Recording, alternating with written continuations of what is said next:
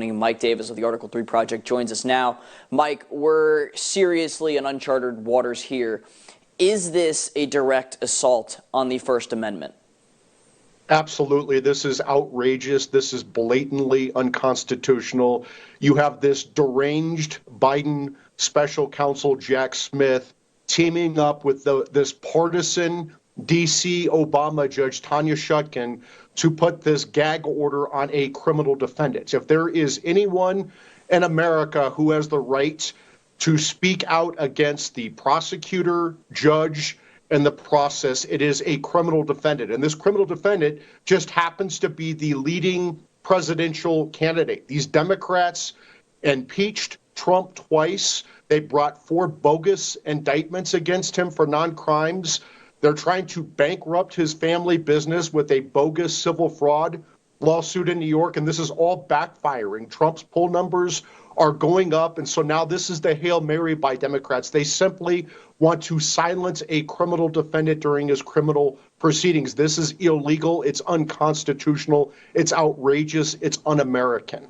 Mike, something that isn't getting talked about enough is the vagueness by which this gag order reads. Again, it reads, quote, all interested parties, and it also includes prohibited them from, quote, directing others from making public statements. She naturally doesn't define what an interested party entails and what that direction would mean.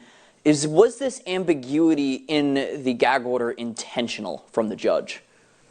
Of course, it's a trap. So Jack Smith and Tanya Chutkan can try to imprison their political enemies. They're clearly trying to go after the Trump campaign and his supporters. The Article 3 Project, the group I run, has done over 1,500 media hits since the Mar-a-Lago raid 14 months ago, supporting and defending President Trump. Are we a surrogate? Does that mean that I can't call Jack Smith deranged? Does that mean that I can't call this D.C. Obama judge partisan? There is no way in hell they are going to silence me. They have to put me in jail first. And Mike, Trump filed a notice to appeal. Walk us through the steps with which an appeal would work. Could he actually get this all the way up to the Supreme Court? What is the likelihood that this would get overturned? This is a clearly illegal order by D.C. Obama Judge Tanya Chutkan. If she cites the D.C.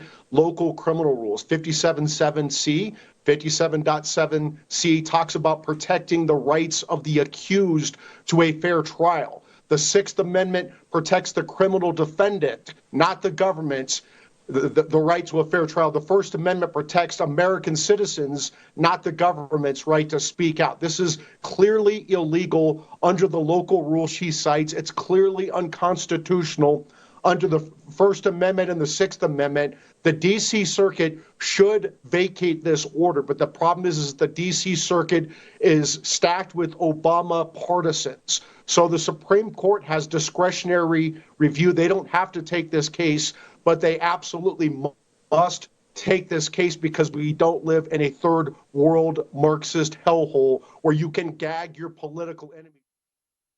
All right, we're going to take you now live to New York, where Donald Trump is speaking outside